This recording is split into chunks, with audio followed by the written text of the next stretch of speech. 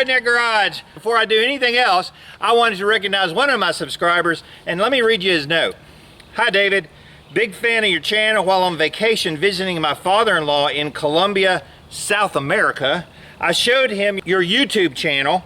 He loves Jeeps and he has a woodworking shop, so hey, he made this for you. His name is William Arias, and we hope you'd like the sign, and maybe it will hang in the Redneck Garage. From Raleigh, North Carolina, John Keith.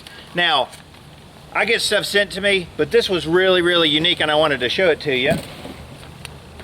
How cool is that, man? This is wood. He made this out of wood in his own woodworking shop, and what blows me away is this was made in Colombia, South America, by one of our subscribers' father-in-laws. And I am just completely blown away with this, and I am gonna hang it in the Redneck Garage. And John, let me tell you how much I appreciate that. That was really, really touching. And the quality on this, look at this thing, is really super cool. So everybody that sends me stuff, man, I appreciate it. This was really, really a great gift, and I certainly do appreciate it.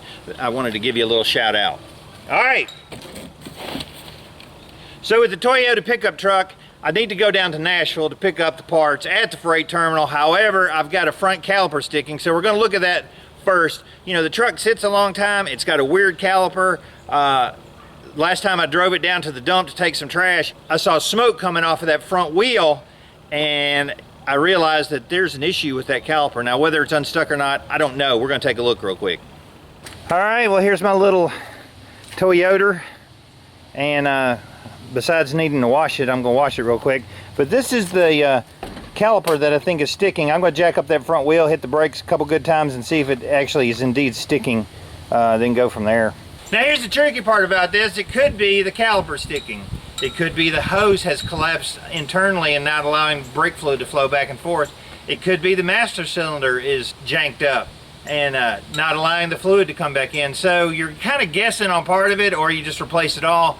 But all I want to do is drive back to Nashville and not have the front wheel lock up on me, because that's really bad if you catch it on fire. So I'm going to take a look to see when I hit on the brakes a couple times if that caliper will lock up or what's going on.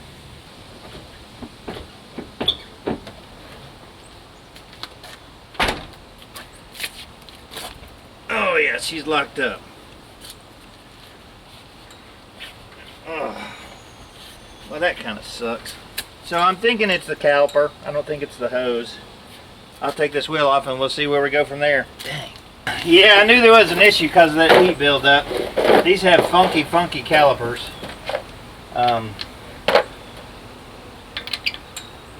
So let's see what we got going on.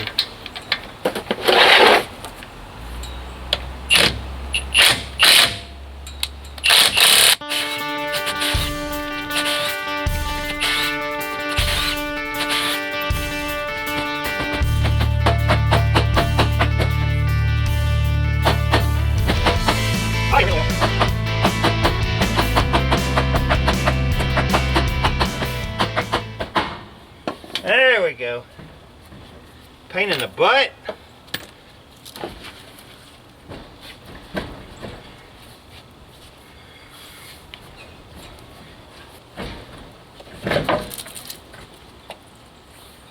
Woo.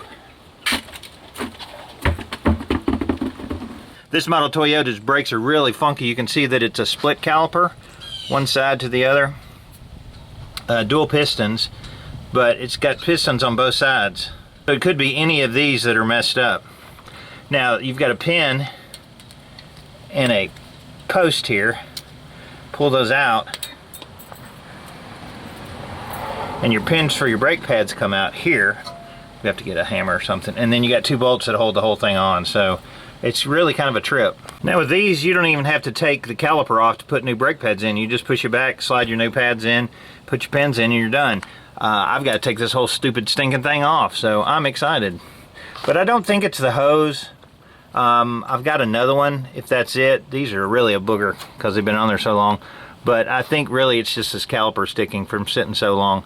I'm going to get the caliper off and we're going to take a look. Whenever you're working on something, you're looking for clues of why something's messed up or what's going on. And I can see on these pads here that where it got so hot, it looks like it's smoked on the edge, but on the back side it's not. So that would lead me to believe that this caliper is indeed stuck on the outside, but the inside is okay. So we'll go ahead and take it off, take the brake line off, and get this stinking thing off. Now the strange thing about the Toyotas is this is a rigid brake line. It doesn't move. This is bolted in, and this is the part, the pads just come straight out. So there you go. I'm going to get something to catch that brake fluid because that's really nasty.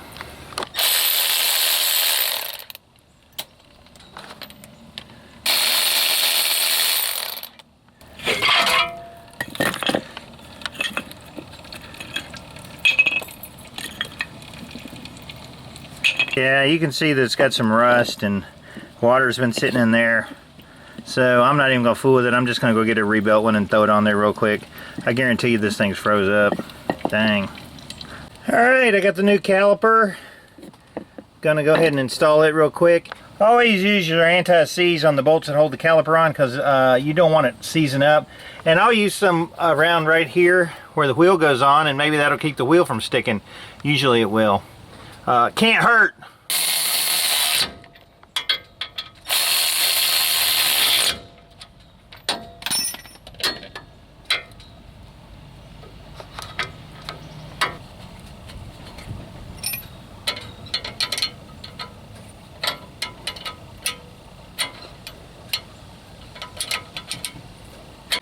Pads just basically slide down in this hole, and you put your pins back in and you're good to go. So I'm going to get the pins put in here and the spring that holds it together, and we should be ready to bleed it out. Well, usually I'd be in trouble because I'm the only one here and I got to bleed the brakes out. But we'll show you what I got. I'm going to go ahead and fill up the reservoir. And what I've got is my handy dandy Motive Products Power Brake Bleeder. Now I had to buy a universal fitting to go over this old round one like this, and basically you got to finagle it on the top and put a chain around it. It's got 2 J hooks, and then it's got like a screen door chain, looks like. So I'll hook that one around one side and then come up underneath the metal of the master cylinder.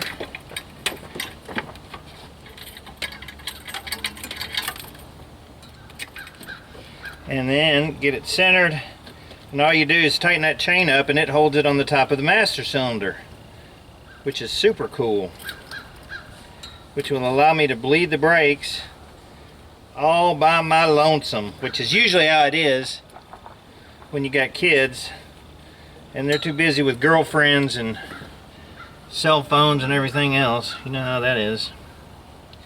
This thing is awesome. So I'll get it good and cranked down on top of the master cylinder so there's no air leaks, and I'll fill it up with some fluid.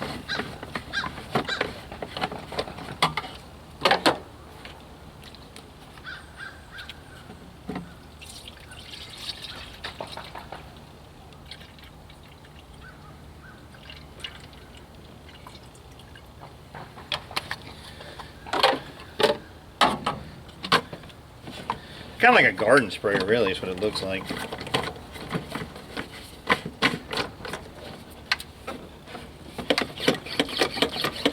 We'll pump her up. You should see the fluid start to come. There it is.